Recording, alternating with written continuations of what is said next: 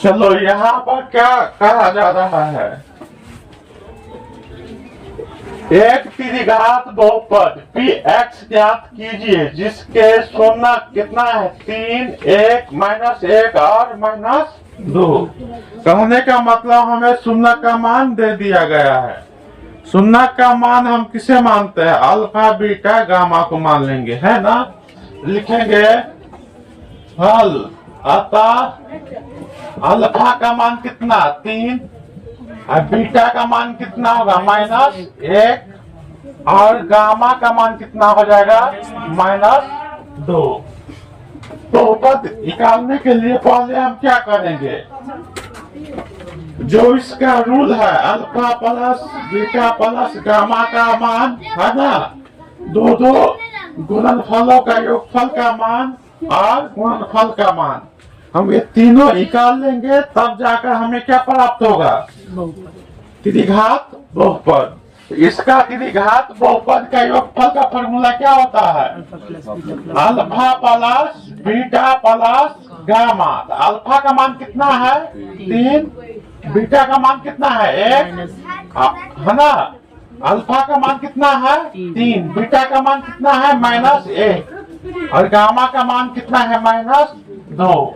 तो जोड़ेंगे ना तो क्या होगा, 3 - 3 बार क्या हो रहा है 0 हो जाएगा ना। 3 -1 और -2 को जोड़ेंगे तो कितना हो जाएगा 3। अब आएगा 2 गुणनफलों का योग, है ना। क्या होगा, alpha into beta plus beta into gamma plus alpha into gamma, क्या हो जाएगा 3 गुने -1।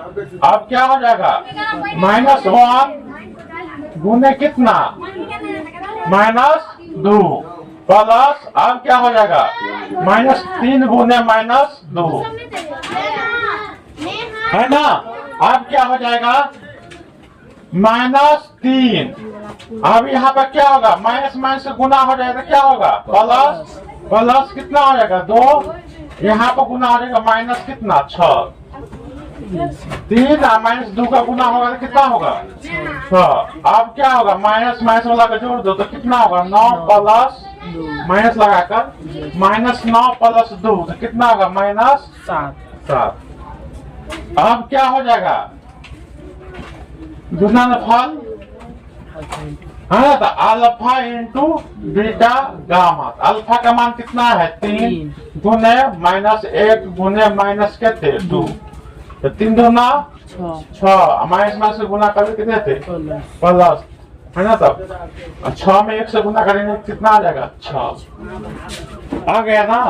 अब इसी का अभिनिष्ट फार्मूला क्या होता है, अभिनिष्ट फार्मूला त्रिघात बहुपद का क्या होता है, x³ minus alpha plus beta plus gamma x² plus, है ना, क्या होगा प्लस अल्फा इंटू बीटा और बीटा इंटू गामा और alpha into gamma plus alpha into minus, क्या होगा माइनस, क्या होगा माइनस अल्फा इंटू गामा, है कि ना।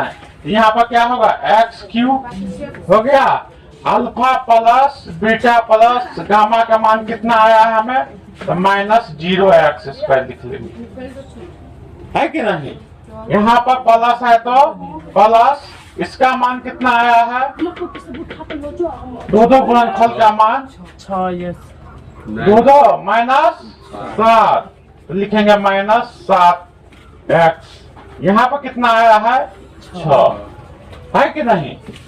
अब क्या हो जाएगा, देखो x³ और 0 से x में गुना हो जाएगा तो क्या हो जाएगा 0 है ना, तो नहीं लिखेंगे। तो अब हम क्या लिखेंगे, प्लस और माइनस का गुना होगा तो क्या होगा -7x, है कि नहीं, और -6 ये भी होगा, और तुम ये भी लिख सकता है, कोई दिक्कत नहीं।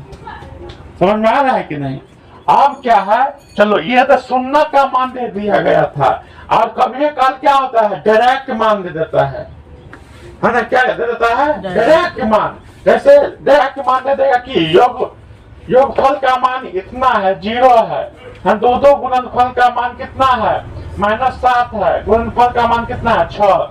ऐसा करके दे दिया रहे तो हम डायरेक्ट क्या करेंगे, इसी ढंग से क्या करेंगे, बना लेंगे। इसका एक और विधि है, तुम ऐसा भी बना सकते हो, है कि नहीं। कैसे, जैसे यहाँ पर इसका फार्मूला क्या होता है, यही फार्मूला हो जाएगा ना, कितना 0/1 हम लिख सकते हैं ना, -b/a, है कि नहीं। a का मान कितना आ जाएगा 1, और b का मान कितना आ रहा है 0, है ना। योगफल में हो गया दो योगफल का फार्मूला गुणनफल का। तो क्या होता है, यहाँ पर कितना मान है पूरा, -7/1 क्या होता है, c/8। यहाँ a का मान कितना आ रहा है 1, और c का मान -7। फिर होता है गुणनफल। गुणनफल का क्या होता है, अल्फा इंटू बीटा का मान कितना आया है हमें, अल्फा इंटू बीटा का मान, अल्फा इंटू बीटा और गामा का मान कितना आया है 6। तो अपना मान से नीचे में 1 रख देंगे तो किसके बराबर है, -d/a। तो a का मान कितना 1, और d का मान क्या होगा -6 लगा देंगे। d में नहीं लगाएंगे, जाकर 6 में लगा देंगे। अब देखो a का मान सभी जगह क्या आया है, एक समान, एक आया है नहीं, एक आना ही चाहिए। a का मान एक ही समान होना चाहिए, एक समान नहीं है तो ऊपर नीचे गुना करके क्या कर लो, बना लो, है ना। अब क्या है, हमें क्या हो गया, देखो a का मान 1, d का मान कितना है, और c का मान कितना है, c का मान -7 है ना, b का मान कितना आ गया 0, है कि नहीं। इसका भी अभिनिष्ट फार्मूला क्या होता है, ax cube plus bx² plus cx plus d।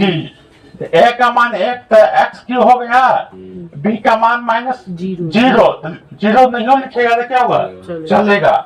यहाँ पर c का मान क्या है -7x, और d का मान कितना है -6 है, तो -6। देखो यहाँ भी मिल रहा है ना, यहाँ भी मिल गया। दोनों विधि से हम क्या करते हैं, बना लेंगे, है ना। एक ही चीज समझो, कभी दो योगफल या गुणनफल का डायरेक्ट माने दे दिया रहेगा, और नहीं तो शून्य का मान दिया रहेगा तो योगफल गुणनफल का मान निकाल लेंगे, तब हम क्या करेंगे, बना लेंगे। चलो।